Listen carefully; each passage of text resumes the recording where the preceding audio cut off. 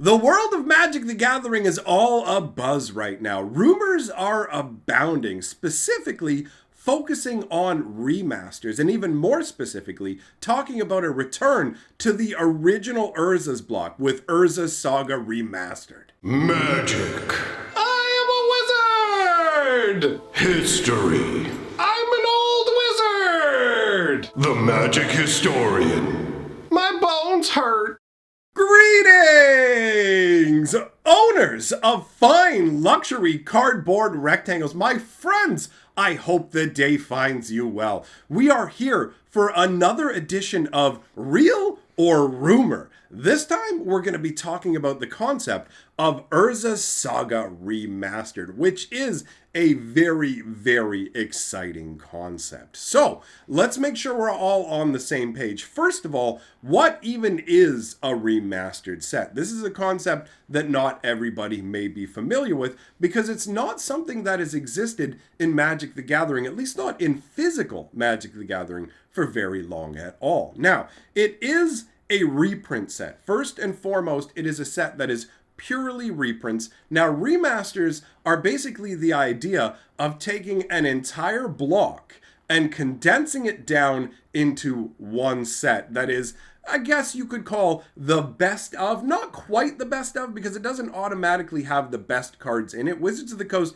does pick and choose, trying to build a particular draft environment, and let's be very real with ourselves as well. They also pick and choose based on not wanting to put too many expensive reprints in the master sets, because they try and walk that line where they look at, okay, how do we put enough valuable cards into a reprint set to get people to buy it, but not put so many valuable cards in the reprint set that it decreases the secondary market value of too many cards. I would really love to see the arcane formulas that the accountants or whoever it is, economists, whoever it is inside of Wizards of the Coast that's in charge of getting to decide, in charge of getting to decide what cards actually make the cut, what the value level is. Like, I'm sure they spend a lot of money figuring out that right sweet spot to hit. So originally, the idea of remastered sets showed up on Arena, right? I think they might have also done them over on MTGO. So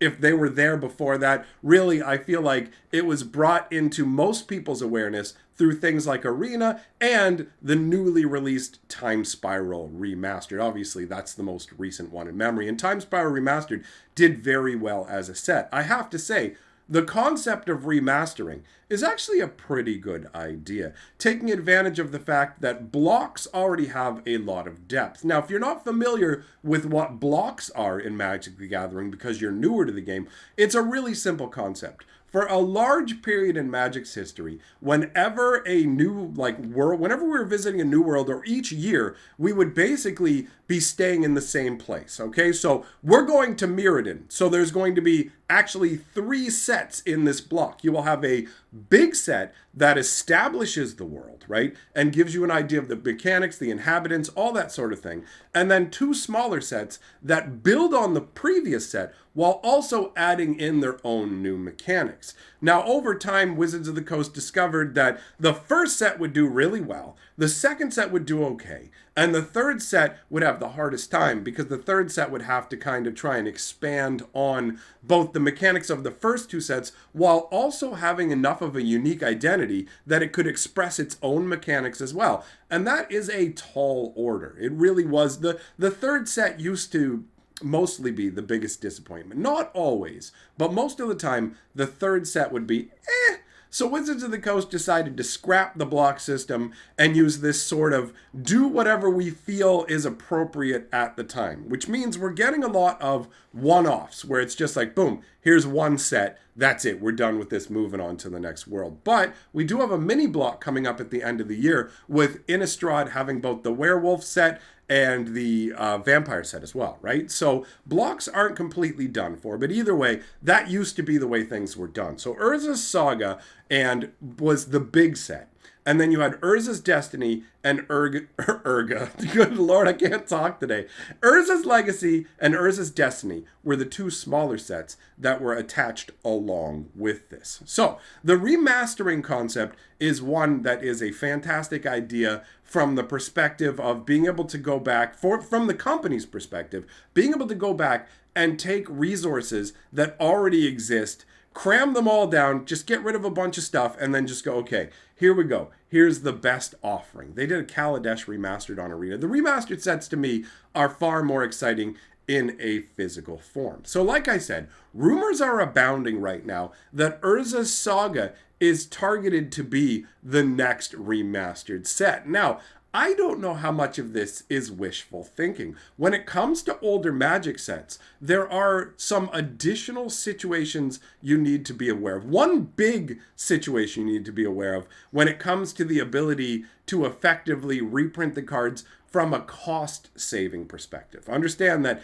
I'm going to be talking about this, discussing it from the viewpoint of Wizards of the Coast and the most cost-effective way to make remastered sets, all right? Because when you go back further and further in time, the way that the cost of creating cards actually changes. And it's specifically tied to the artwork. If that doesn't make sense, what I'm trying to say is that originally, at the very beginning of Magic the Gathering, there were royalty deals with the artists that made the Magic the Gathering artwork, which actually ended up making a number of Magic artists fairly wealthy. When Wizards of the Coast started out, or actually I should say, when Richard Garfield started out with the game, there wasn't a lot of money on the table, right? They didn't have a lot of money for things. So artists were essentially asked to take a smaller payment up front, but along with a royalty agreement. Now, the artists, at least most of them, really didn't expect anything to come of it. They just took the payment and assumed there would be no royalties. But there are stories out there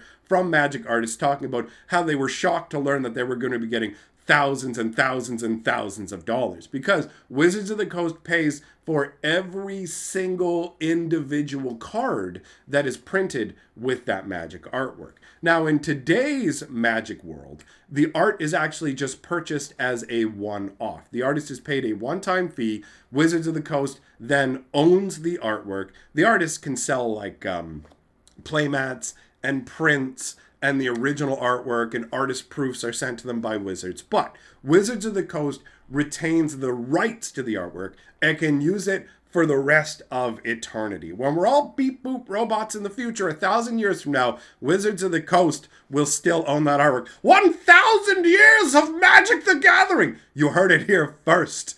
People are saying Magic's gonna end. No, son. It's gonna be here forever. But anyways, let's not get too much off on a tangent here. So, nowadays the artwork is owned by Magic the Gathering, but if you go back far enough, you do have that royalty situation. Now, I don't believe that Urza's Saga falls under that royalty scenario, because we have seen reprints of cards like Thran Dynamo, and they're still using the original artwork from the Urza's block. So there's only one of two scenarios that have happened. Either those arts were purchased outright, or Wizards of the Coast got the people who did the artwork and originally had it set up with a royalty agreement and came to them and said, look, we want to use this artwork, but we're not going to financially agree to continue under this royalty agreement. How about we give you a one-time payment and we can then use this artwork, all right? So the reason I'm bringing all this up is it drastically changes the cost of a master set if you have to commission new artwork. Now, every remastered set is going to have some new artwork, because Wizards of the Coast knows commissioning new artwork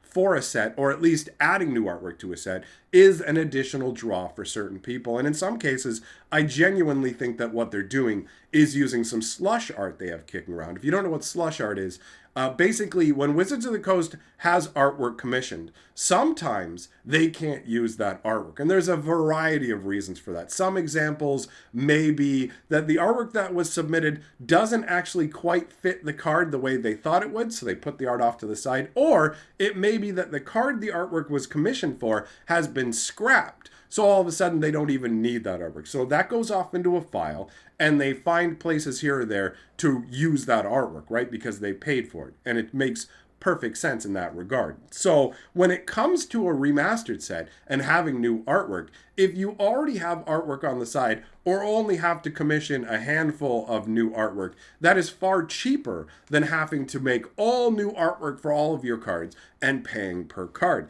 So if Urza's Saga doesn't actually have the whole we have to pay royalties issue, then it makes it far more cost effective and makes it far more likely of a candidate to be part of the remastering, right? That is one of the biggest stumbling blocks. But there's another stumbling block that a set like Urza's, like the Urza Remastered concept would have to face, and that is the big specter of the reserved list. Part of what people are getting excited about with the concept of Urza Saga Remastered would be, what if with like for Time Spiral Remastered, they wanted to find something that's connected to the set, so they did new time-shifted cards. So people are getting hyped about the idea of, what if Wizards of the Coast made a special exception for Urza Saga Remastered and printed some of the reserved list cards as potential, like, box toppers or super rare bonus cards, right? But for me, the fact that Urza Saga has a bunch of cards on the reserved list, and if you don't know